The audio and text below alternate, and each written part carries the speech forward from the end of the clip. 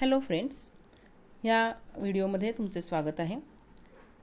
ह्यामध्ये आपण आपल्या विज्ञान 2 ह्या भागातील दुसरा धडा life processes in living organisms part 1 ह्यामधील लिव्हिंग ऑर्गॅनिझम आणि एनर्जी प्रोडक्शन हे युनिट अभ्यासणार आहोत. ह्या व्हिडिओमध्ये आपण रेस्पिरेशन, सेल्युलर रेस्पिरेशन, एरोबिक आणि अनएरोबिक रेस्पिरेशन आणि प्रोसेस ऑफ एरोबिक रेस्पिरेशन इत्यादी भागांचा अभ्यास करणार आहोत. सगळ्यात पहिल्यांदा आपण बघूयात रेस्पिरेशन म्हणजे काय. व्हॉट इज रेस्पिरेशन असा प्रश्न विचारल्यावर प्रत्येकाच्या मनात एक उत्तर तयार असतं. ते म्हणजे ऑक्सिजनेटेड एअर शरीरामध्ये घेणे आणि कार्बन डायऑक्साईड असणारी एअर शरीराबाहेर टाकणे ह्याला रेस्पिरेशन म्हणतात. पण विद्यार्थी मित्रांनो, हा रेस्पिरेशनचा एक टप्पा आहे. रेस्पिरेशन म्हणजे आपण खाल्लेल्या अन्नापासून ऊर्जा निर्मिती करणे. तर आपण खाल्लेलं अन्न हे शरीरामध्ये जसंच्या तसं राहत नाही. त्याचं पचन होतं म्हणजेच डायजेशन होतं. त्यानंतर त्याचं ॲब्सॉर्प्शन होतं ब्लडमध्ये आणि त्याच्यानंतर via blood it is supplied to each and every cell and tissue in the body. This process is called as assimilation and the process of release of energy from the assimilated food. Assimilation झालेल्या अन्नापासून म्हणजेच आपल्या सेलपर्यंत टिश्यूपर्यंत पोहोचलेल्या न्यूट्रियंट्सपासून, मग ते glucose असेल simpler फॉर्ममधलं, मागच्या व्हिडिओमध्ये आपण हे बघितलं आहे, फॅटी ॲसिड्स असतील किंवा प्रोटीन्स असतील, अशा या ॲसिमिलेटेड फॉर्म ऑफ फूडपासून एनर्जी प्रोड्यूस करणं म्हणजे रेस्पिरेशन. सो माझ्या मते ह्याच्या पुढे कोणीही व्हॉट इज रेस्पिरेशन असं विचारल्यानंतर मगाशी म्हटलं तसं intake of air and exhalation of the air असं उत्तर द्यायचं नाही आहे. Respiration is the process of release of energy from assimilated food. It is called as respiration. So it is not only the intake of oxygen and release of carbon dioxide from the body. It is one of the vital process, important process which produces energy from the food we eat. The process of respiration occurs in two steps. The first one, which is commonly called as breathing, which is also called as external respiration or body level respiration, and second one is internal respiration or cellular respiration. Now, what is body level respiration and what is cellular respiration? Body level respiration is the type of respiration where there is exchange of O2, oxygen, and CO2 between body and surrounding. शरीर आणि बाहेरचं वातावरण ह्यांच्यामध्ये oxygen आणि carbon dioxide वायू यांची देवाणघेवाण होणं म्हणजे ज्याला आपण इन्हलेशन आणि एक्झलेशन म्हणतो, श्वसन म्हणतो, म्हणजेच काय आहे body level respiration. This body level respiration occurs with the help of respiratory system. इथे खाली चित्रामध्ये आपण रेस्पिरेटरी सिस्टीम दाखवलेली आहे. ह्याच्यामध्ये आपल्याला वेगवेगळे पार्ट्स दिसतात रेस्पिरेटरी सिस्टीमचे. त्याच्यामध्ये नेझल कॅव्हिटी दिसती आहे, थ्रोट दिसतं आहे, ट्रकिया म्हणजे श्वासनलिका दिसते, लंग्स दिसत आहेत आणि लंग्समध्ये आपल्याला बलून लाईक स्ट्रक्चर दिसत आहेत जे आपण हायलाईट करून दाखवले. That is nothing but the alveoli and the process of gaseous exchange takes place in the alveoli. ही गोष्ट तुम्ही लक्षात घ्यायची आहे. Then cellular respiration. Cellular respiration it is nothing but oxidation of food. It is second step of respiration. पहिली step तुम्हाला माहीत होती, हवा ऑक्सिजनेटेड एअर शरीरामध्ये घेणे, कार्बन डायऑक्साईड युक्त हवा शरीराबाहेर टाकणे, ह्याला आपण काय म्हणतो body level respiration. But the second step of the respiration which is the most important step that is nothing but the cellular respiration. In the cellular respiration, the food is get oxidized. फूडचं खाल्लेल्या अन्नाचं काय होतं oxidation होतं in presence of और absence of oxygen. तर तुम्ही मला oxidation होतं म्हणजे ऑक्सिजन पाहिजेच, पण काही वेळेला अब्सेन्स ऑफ ऑक्सिजनमध्ये सुद्धा फूडचं किंवा कार्बोहायड्रेट्सचं, you know that carbohydrate is the major source of energy, त्याचं काय होतं ऑक्सिडेशन होतं. कशासाठी? To produce energy in the form of ATP. In the 8th standard, you have studied about the ATP. This ATP, that means adenosine triphosphate, is a energy-rich molecule in which energy is stored in the cell. आपल्या पेशीमध्ये असणारी जी energy आहे ही energy stored कोणत्या रूपात केलेली असती? ATPच्या रूपामध्ये केलेली असती. And this process of generation of the energy or by means of oxidation of the food, it occurs in the mitochondria. In this part, in this video, we have shown the structure of mitochondria A simple structure of mitochondria, double membrane layer structure आहे, sale ऑर्गनल आहे, ज्याच्यामध्ये आपल्याला outer membrane दिसत आहे, inner membrane दिसत आहेत, finger like projection आहेत inner मेम्ब्रेनचे, ज्याला आपण क्रिस्टी असं म्हणणार आहोत, आणि त्याच्यामध्ये काय आहे, मॅट्रिक्स आहे. ओके, सो ह्या मॅट्रिक्समध्ये मेनली सेल्युलर रेस्पिरेशनची जी प्रोसेस आहे ही घडून येत असते. ही गोष्ट इथे नीट लक्षात ठेवायची आहे.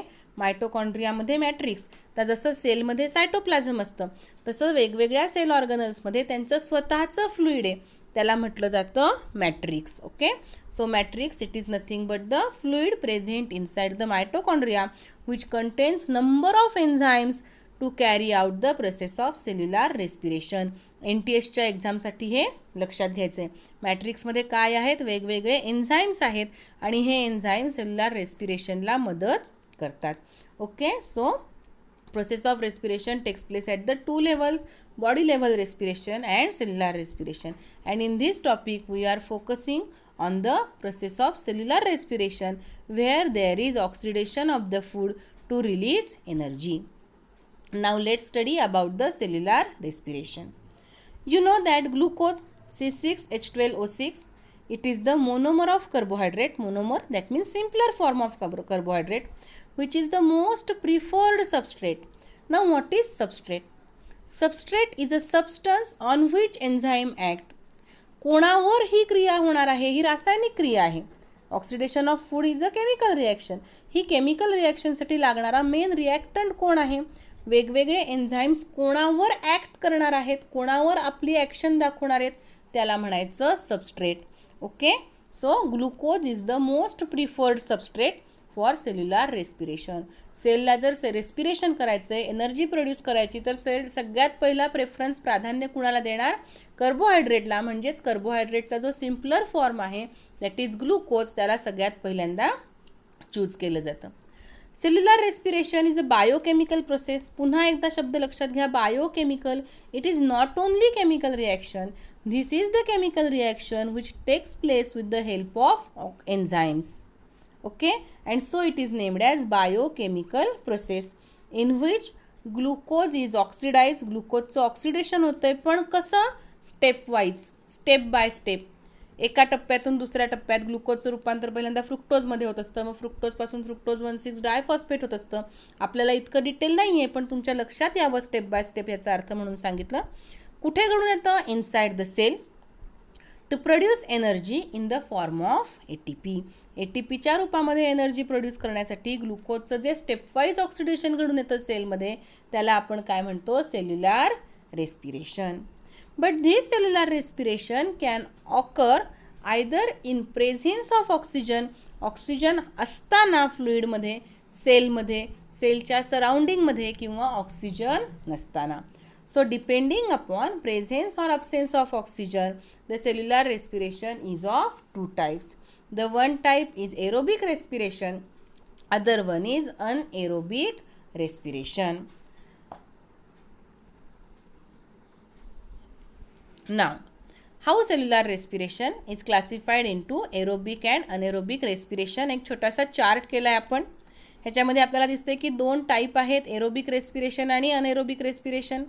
Aerobic respiration mainly occurs in presence of oxygen. Because of presence of oxygen, the substrate, that means glucose, it undergoes complete oxidation. ग्लुकोजचं complete oxidation होतं आणि CO2 आणि H2O तयार होतो along with the release of energy. आपण पुढच्या भागामध्ये हे बघणार आहोत. आणि ही प्रोसेस होत असताना, ही एनर्जी रिलीज होत असताना 3 वेगवेगळे टप्पे आहेत.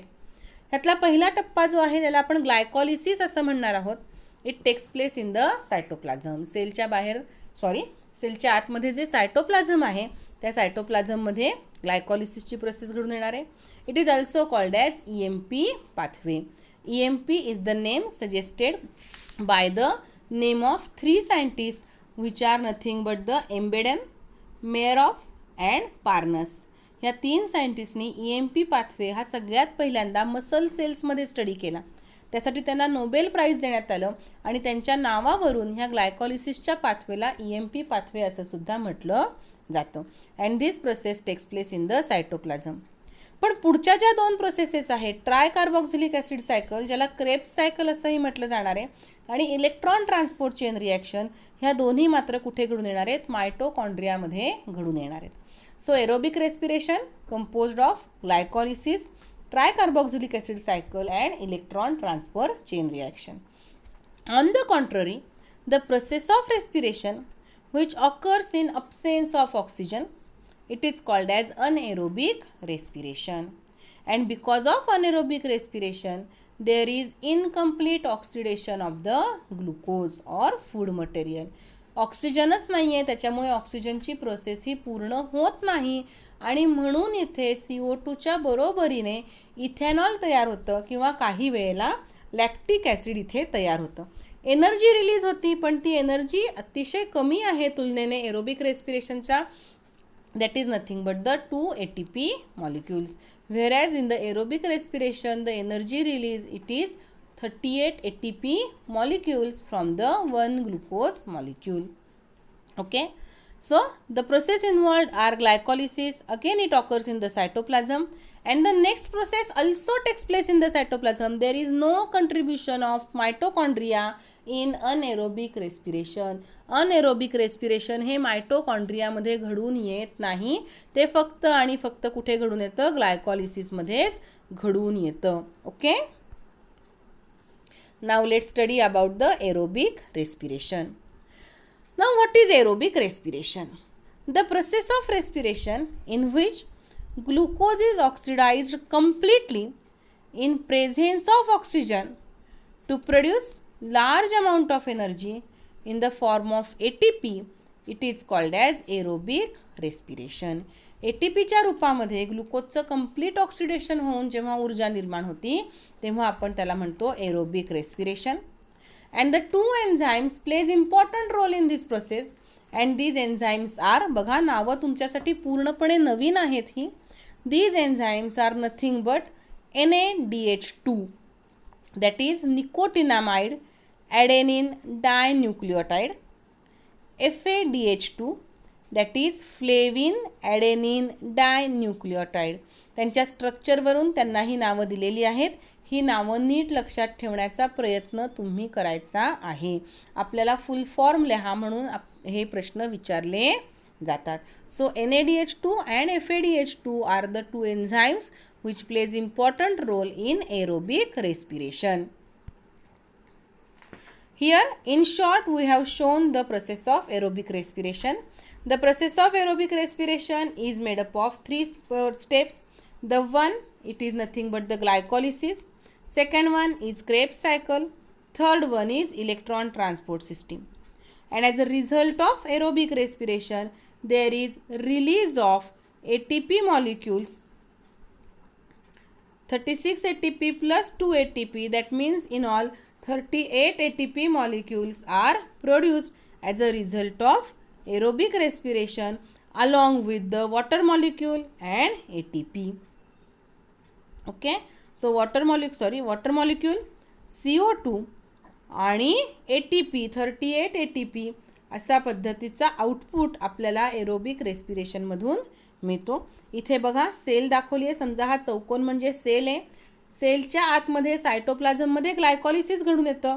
काय होतं ते आपण आत्ता शिकणार आहोतच. पुन्हा एकदा ही फिगर आपण अभ्यासूयात.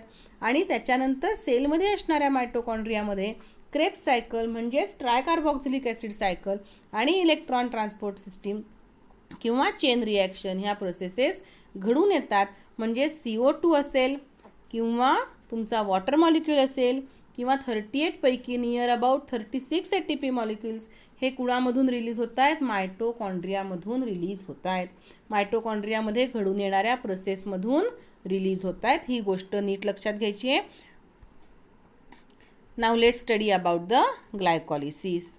As per name suggest, glycolysis, lysis or lysis means breakdown. Here there is breakdown of the glucose molecule. नीट लक्षात घ्या. And so the name is given as glycolysis. So it is the first step of cellular respiration. This is the common pathway. मगाशी आपण एक chart पाहिला, त्याच्यामध्ये ग्लायकॉलिसिस एरोबिकमध्ये पण होतं आणि अनएरोबिकमध्ये पण होतं.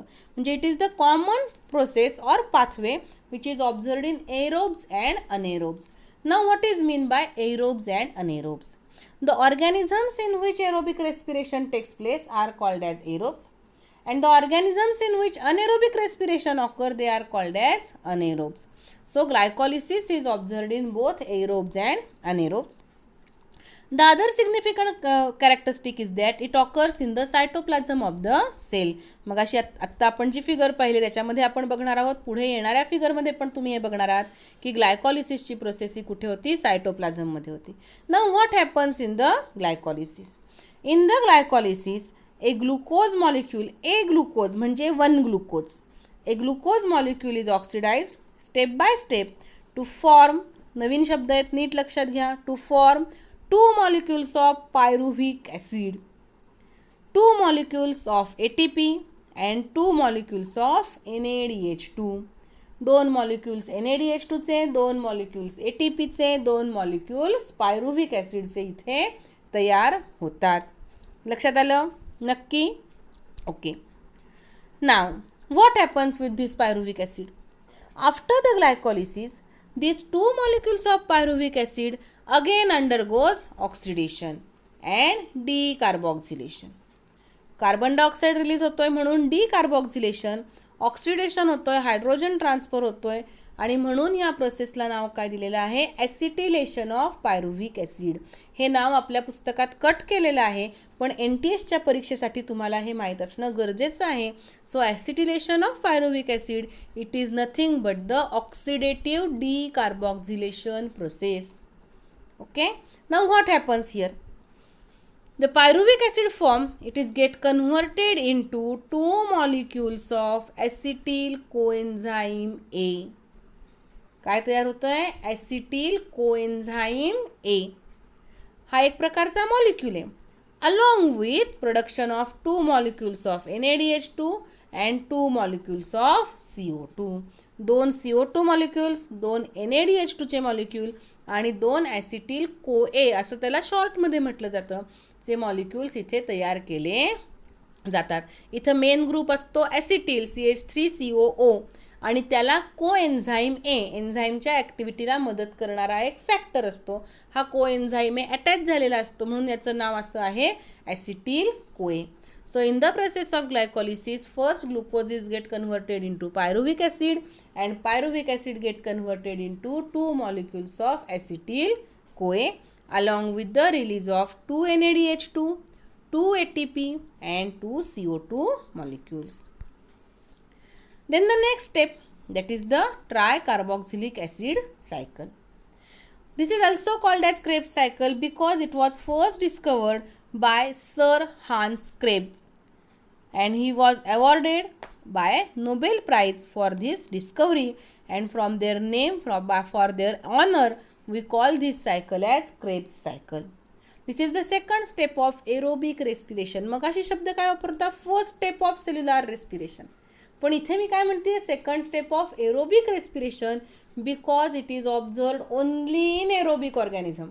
अनेरोब्समध्ये TCA रन होत नाही. And the second most thing is that it occurs in the mitochondria. He process कुठे घडून येते, मायटोकॉन्ड्रियामध्ये घडून येते. In this process 2 acetyl CoA molecules formed in the glycolysis entered in the mitochondria, मायटोकॉन्ड्रियामध्ये येतात and they undergo cyclic chain reaction. बघा cyclic chain, याच्या पुढच्या फिगरमध्ये मी दाखवणार आहे की सायक्लिक चेन रिॲक्शन काय आहे. During this process what happens, acetyl part of acetyl CoA, नीट लक्षात घ्या, मी तुम्हाला आत्ताच म्हटलं की ॲसिटिल CH3COO हा पार्ट आहे.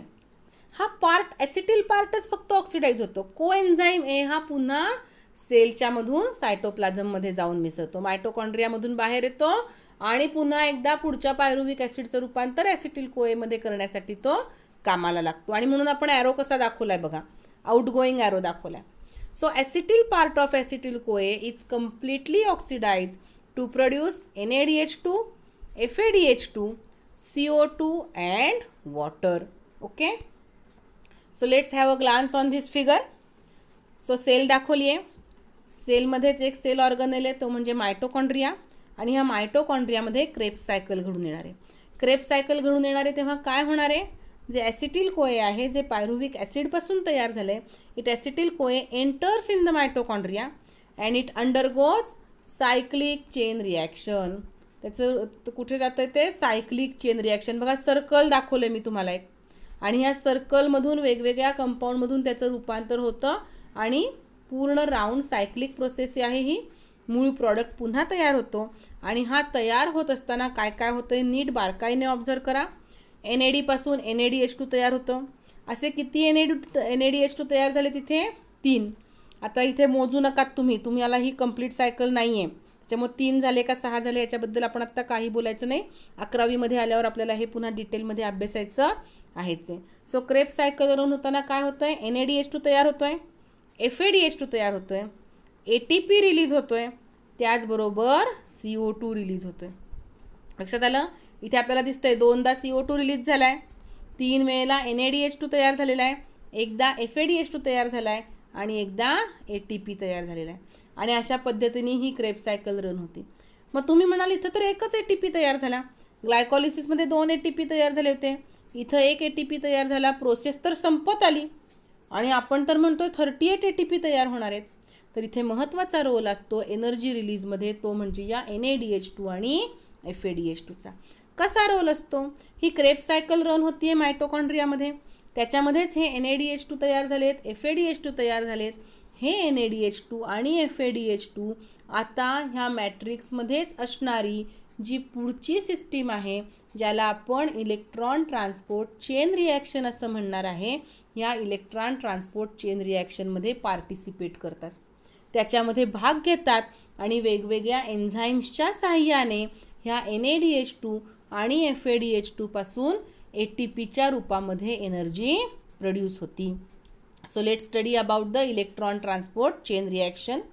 In electron transport chain reaction which also occurs in mitochondria, 1 molecule of NADH2 produces 3 molecules of ATP. एका NADH2 पासून किती ATP तयार होतात? 3 ATP तयार होतात.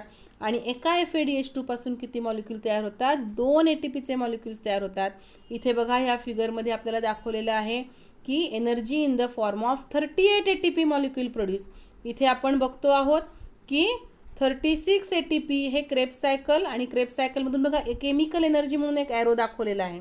म्हणजेच हे NADH2 आणि FADH2 क्रेब्स सायकलमधून कुठे येतात? इन द इलेक्ट्रॉन ट्रान्सपोर्ट सिस्टीममध्ये येतात. आणि ह्या इलेक्ट्रॉन ट्रान्सपोर्ट सिस्टीममध्ये ऑक्सिजन वापरला जातो, कंप्लीट ऑक्सिडेशन म्हटलं आहे आपण, आणि वॉटर रिलीज होतं आणि त्याच्याबरोबर किती ATP तयार होतात? 36 ATP. मायटोकॉन्ड्रियाच्या बाहेर सायटोप्लाझम आहे, ह्या सायटोप्लाझममध्ये ग्लायकॉलिसिसची प्रोसेस झाली, ग्लुकोजचं रूपांतर पायरुव्हिक ॲसिडमध्ये झालं आणि तिथे किती ATP तयार झाले? 2 ATP तयार झाले. अशा पद्धतीने एकूण किती ATP तयार झालेले आहेत? 38 ATP मॉलिक्युल्स इथे तयार झालेले आहेत. आणि त्याचबरोबर काय तयार झालेलं आहे?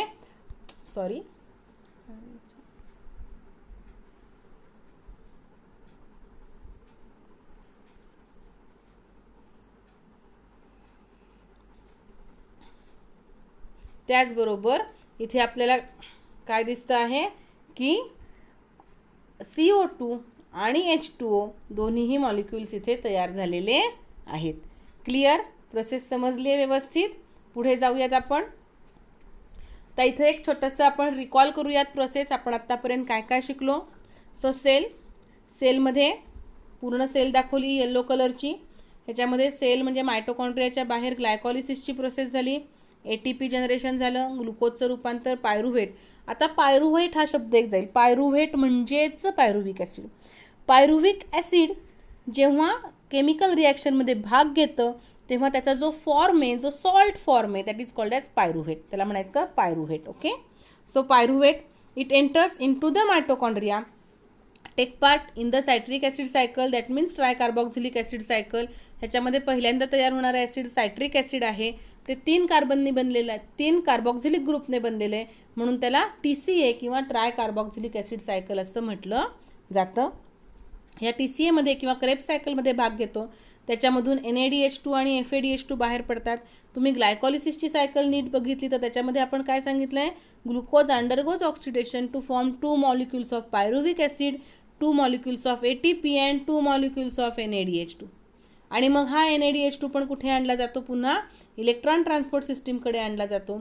जे क्रेब सायकलमधून तयार झालेले NADH2, ग्लायकॉलिसिसमधून आलेला NADH2, त्याचबरोबर क्रेब सायकलमधून आलेला FADH2, ह्या सगळ्यांपासून इथे पुन्हा काय होतं, ATPचं जनरेशन झालेलं आपल्याला दिसून येतं.